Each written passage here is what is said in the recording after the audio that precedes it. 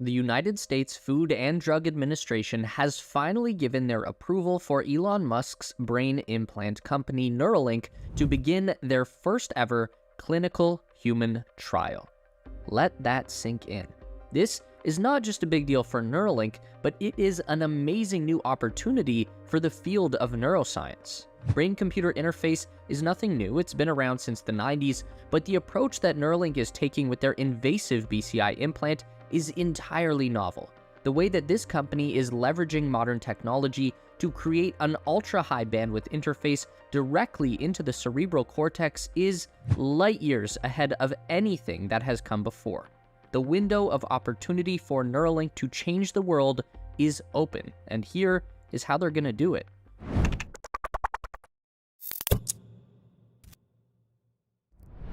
On May 25th, Neuralink announced through their Twitter account that they have received FDA approval to launch their first in-human clinical study.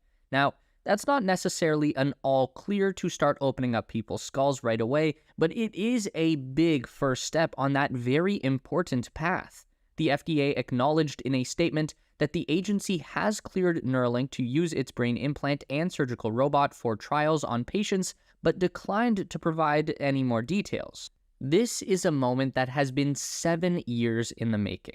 The startup was founded by Musk in 2016 with a grand vision of curing all brain diseases, reversing spinal cord injuries, and correcting disabilities, plus some other stuff about interfacing the human brain with artificial superintelligence to prevent a Terminator-style apocalypse, but we're not going there today. Waiting on this approval has felt like a much longer time because as early as 2019, Elon was making predictions that human trials were coming very soon. And then it became an annual occurrence for Elon to assure us that Neuralink trials would happen by the end of this year. But at an official Neuralink show and tell event on November 30th, Elon and his team stood on the stage and promised that FDA approval was coming within the next 6 months.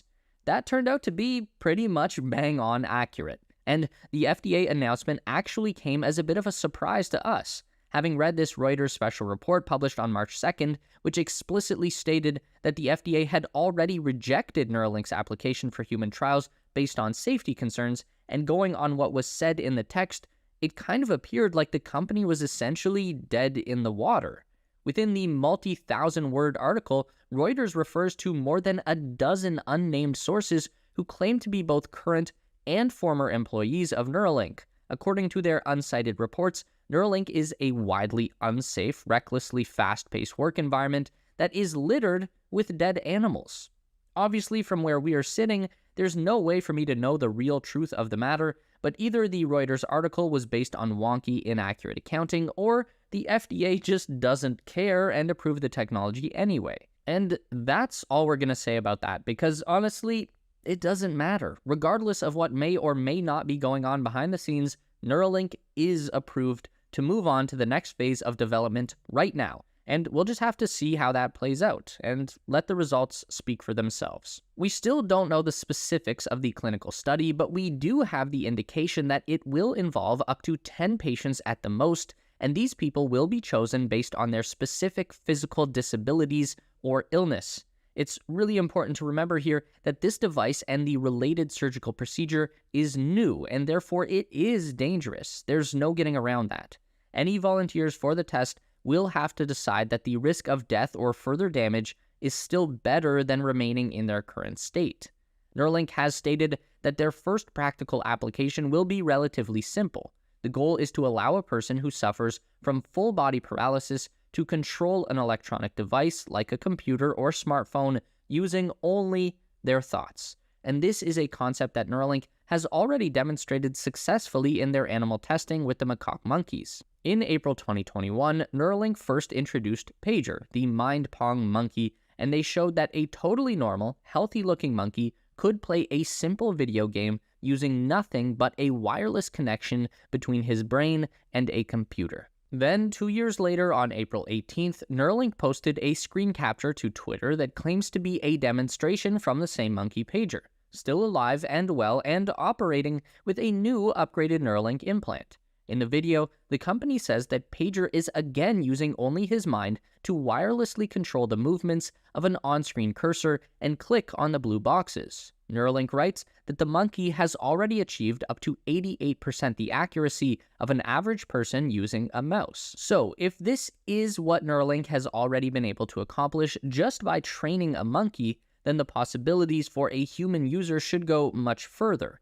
Neuralink has theorized that a person using their device could actually have better control over a smartphone than someone using their hands. But this is still only scratching the surface of what Neuralink will truly be capable of. Fuel the content you love with the Tesla Space and Space Race store. The store will be live on Sunday, May 28th, but here's how you can get exclusive early access and discount codes. All you've got to do is visit shop.theteslaspace.com or click the link in the description and sign up with your email. On Saturday, May 27th, you'll receive an email with your one-time discount code and a password to access the site before everyone else. So don't miss out. Head over to shop.theteslaspace.com now to reserve your spot. The concept behind the brain-computer interface is pretty simple. Your brain is essentially just a ball of soggy electric meat, and it controls the rest of your body by generating specific electrical signals and then firing them out through your nerves and into your organs and muscles. Those electric pulses are like the programming language of the human body. Your brain is sending command prompts through your spinal cord, but sometimes that connection between the brain and body gets broken, either by a physical injury or a degenerative disease. So BCI can function like a bridge for those electrical signals to bypass the broken connection. It's important to recognize that this is nothing new. BCI has been around since the 1990s, and there have already been plenty of successful experiments done where patients have been able to control a computer with their thoughts and much more. The Mind Pong monkey thing does not make Neuralink special. It's the unique design and implementation of the technology that sets them apart. Existing BCI technology can be split into two philosophies: invasive and non-invasive. You've probably seen non-invasive BCIs. It's like a weird hat with a ton of electrode sensors all over it. This can read the electrical signals in the brain, but it doesn't do a very good job. To get a good connection to the brain, we need to go invasive with our BCI.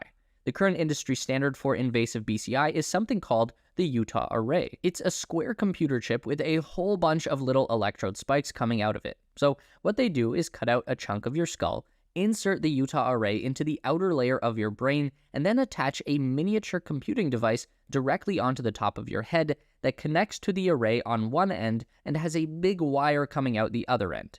Typically, they will have to do this twice, so you'd have two spikes in the brain and two computer boxes with wires coming out the top of your head. This sounds gruesome, but it is extremely effective.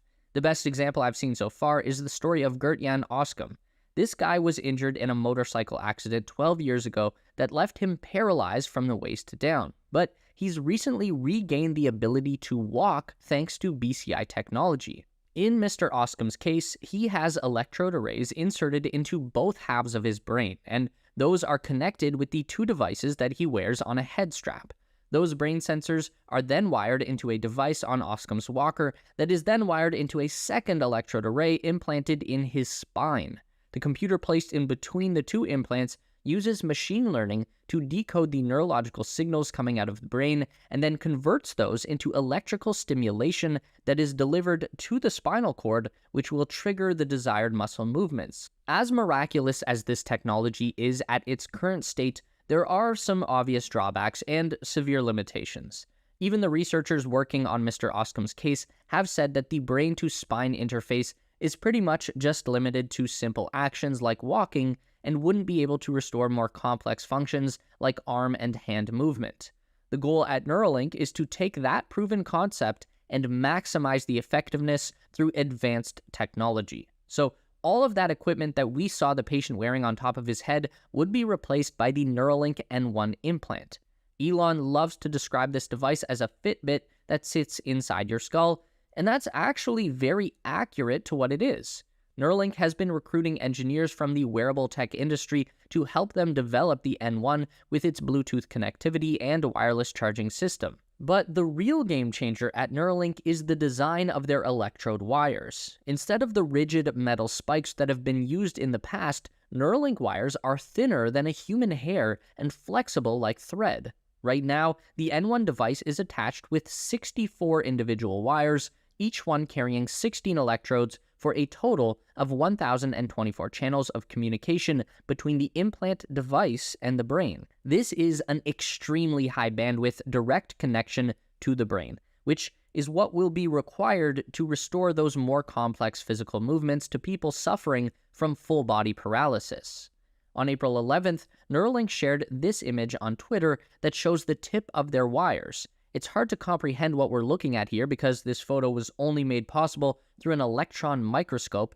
At the tip is a little hole that allows the surgical needle to thread the wire, and this tip is so small that it's just about the width of a few red blood cells across. Above that, sticking out from the right side, are the individual electrode contacts that will detect neuron activity. Again, each electrode here is the width of about 2 blood cells. This is unfathomably small, and that's where the R1 sewing machine robot comes in.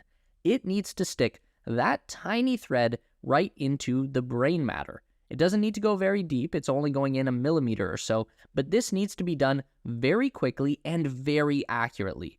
The electrode needs to get as close to the target neuron as possible, but it also needs to avoid hitting any of the blood vessels that run through the cortex. There are a lot of them, and it also needs to do this on a moving target. Don't forget that your brain is constantly pulsating with the rhythm of your heartbeat. So the R1 actually has a very advanced targeting system that allows it to place the thread precisely and safely.